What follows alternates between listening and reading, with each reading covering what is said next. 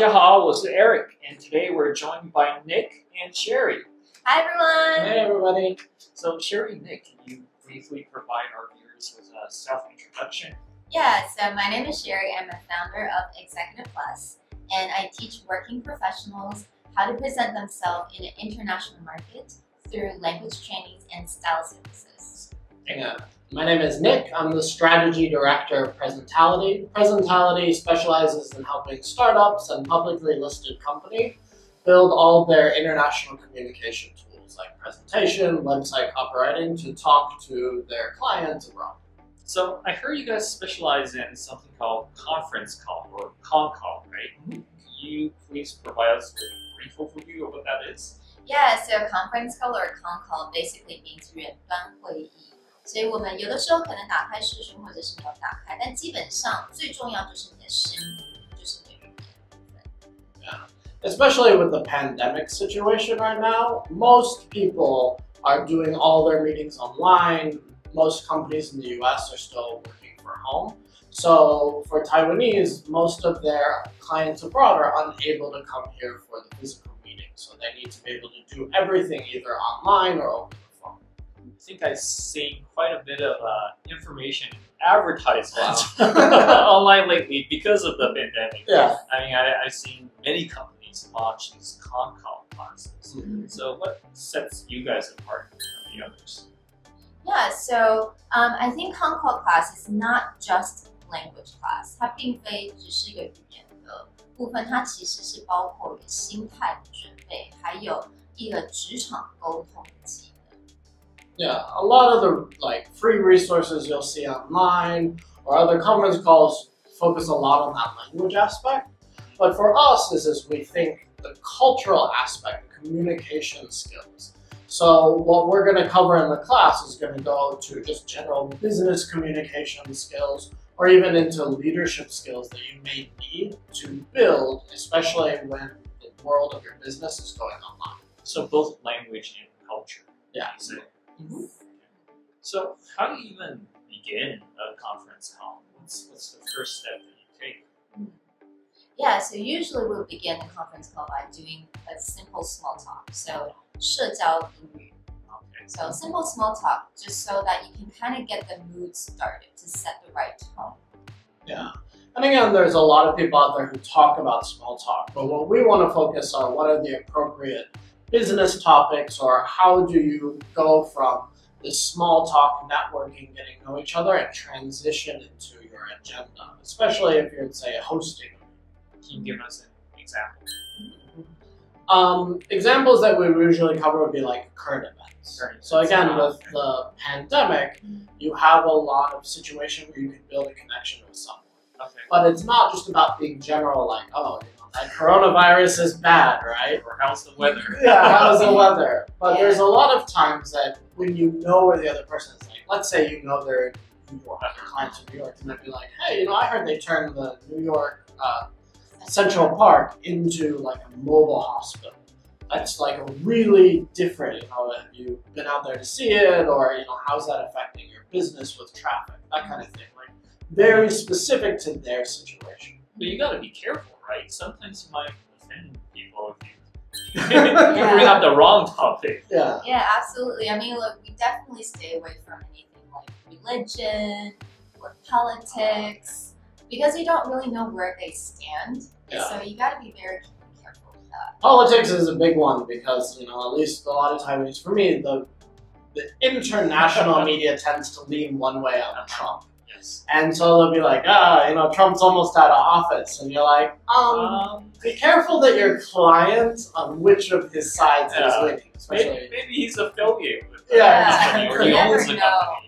Yeah, so it's like never assume just because the information you get has one way of thinking that the person on the other side must know them really well. Yeah. Religion is another one that can get really controversial if you don't know who you're talking to. So politics and religion, stay away from these topics. Yeah, and also keep it short and sweet. Yeah, so don't drag it too long because you don't really need a super long small talk. So how do we transition from the small talk to the main agenda? Yeah, so from small talk to business talk, right? 就是从社交语到回到我们正题。So I mean, like basically, you can just say, "Oh, I see that everyone is here in the room, so let's get started." Right? Yeah, so making that transition helps, and what we find is a lot of times, again, it's not always a language problem people have. It's more that like having authority or taking power into hosting a meeting. And so making that transition a lot is just about that, taking initiative. As Sherry said, this is, everyone's here, let's get started. Or again, this is, I see everyone's here, I want to introduce myself again, and then cover a bit of what we're going to go over today. So after we make this transition, how do we even begin the real core, the meat of the meeting? Yeah, so again, like after small talk transition in, what you need to do is to do like a brief introduction. 一个很简单的自我介绍，可能介绍自己，还要介绍你的组员。So that's like a really good way for, as a host, you need to be able to do that. So after introducing yourself, we will set the agenda. Yeah, and setting the agenda is again something very important, both as like a host to show that you're in control of the meeting and setting the tone of the meeting, but also culturally this becomes really important. For example, if you ever take an international meeting with Japanese will usually ask that you lay out the whole agenda and time frame and send it to them before the meeting. And so actually thinking through and in your con call, like going through that agenda, not like detail by detail, but it's like briefly in a minute, just go, here are the key points. Culturally can be very important because they think that, you're respecting their time. So it extends far beyond just business English. Yeah. It's a lot to do with social, cultural aspects. Yeah, absolutely. Communication and even leadership skills. So how do you hold their attention during the con call? Because it's not like a face-to-face interaction where you can go up to them and ask them direct questions, right? What exactly do you do? I think really catching the attention, like grabbing their attention is really important because a lot of people just kind of like doing their own thing, they mute themselves and they kind of like don't turn on the camera. On the phone. Yeah, it's so easy to just like wonder, What was that? yeah, just like that. So yeah, so actually as a host, you need to kind of keep them on their toes. Okay. So make sure that to ask a question here and there ever so often, every like 3 minutes, just to make sure, hey, did everyone understand what I'm talking about? Anyone has any questions? I would like to hear feedback from so-and-so, kind of like point that question out. That's a lot of pressure. I feel like taking notes right now just because you said that. Yeah, actually in our course we cover a little bit about like meeting design and facilitating the meeting, like how to ask questions and how to keep them engaged. Because, online it's so easy to just go do something else. Like I myself have done that where there's a meeting and I'll just like wander off to another room and then come back because it doesn't feel as engaging. And so online it becomes even more important to be a little more engaging and leave that time for interaction. So let me just recap what we said. We open with a small talk, then we transition into the main agenda. But before the agenda, we should write down the objectives. Yeah. And then we hold their attention by interacting, asking questions.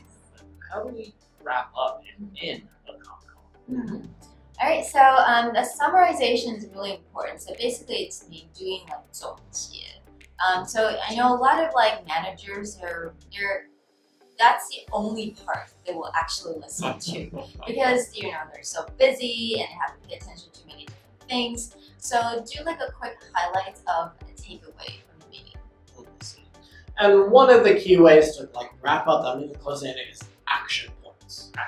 Again, when you're trying to respect other people's time, we've all been in meetings where at the end of it you're like, just send me an email. There was no reason for me to listen to that. Part of it is ending with that, what comes next. Maybe it's about scheduling the next meeting, maybe it's after that summarization, it's like what needs to happen. The best conference calls that I've been a part of, usually at the end, they'll go, okay, I'm going to write you an email summarizing a bit about what we talked about, and then the follow-up steps that we need to take to move forward to our next goal. Like that action feeling like, oh, I'm glad I was part of this because we're going somewhere is really important. So an executive summary, and then also action points. Yeah. Yes. So thank you guys for all these pointers. You guys are opening class on Hao on conference calls, right? Can you guys tell us a bit about that for those who are interested? Yeah, so we have a class on Hao. 那课的名字叫做国际康考实战力。基本上这个课程是设计给所有需要可能要参与康考，不管你是听众还是你是主持人。那其实透过这种国际的沟通这种技巧，你会比较能够在职场上能够胜任。所以这个非常非常，我觉得非常实用的课程。You guys also have an information packet for students, right? So we actually put together a lot of the key points and sort of like a taster to the workshop and the online class that they can join. And for anyone who's willing to leave a comment or interact with us online, we're happy to send that PDF to you. Okay, thank you guys for coming to our show, and Thank you. we'll see everyone next time. All right.